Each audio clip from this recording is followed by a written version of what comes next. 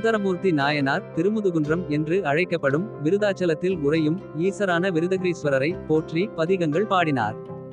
அதற்கு பரிசாக 12,000 பொற்காசுகளை பெற்றார். பொற்காசுகளை எடுத்துக்கொண்டு திருவாரூர் செல்வது மிகவும் சிரமமாக இருக்கும் என யோசித்து சிவபெருமானிடம் சென்று இந்த பொற்காசுகள் அனைத்தும் தனக்கு திருவாரூரில் கிடைக்கும்படி அருள் செய்ய வேண்டும் என முறையிட்டார்.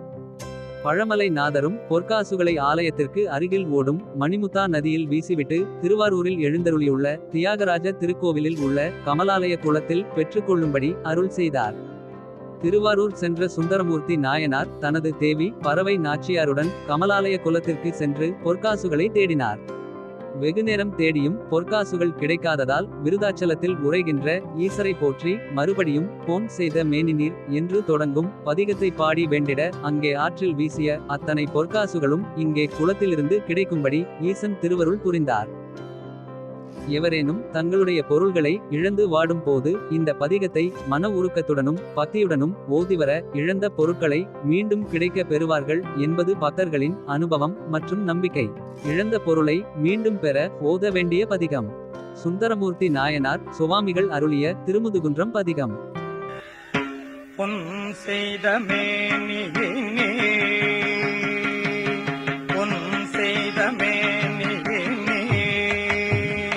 புலித்தோலை அரை கதைத்தே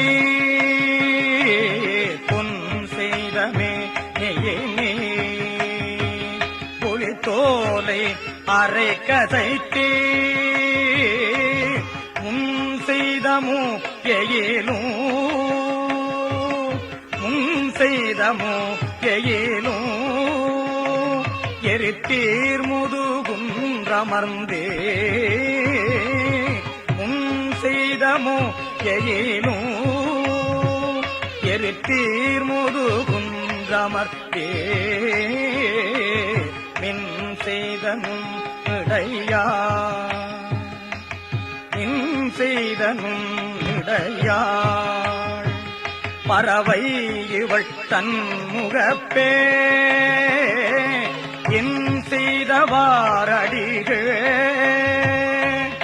என் செய்தவாரடிகே அடியேனிட்டளங் கெடவே என் செய்தவாரடிகே அடியேனிட்டளங் கெடவே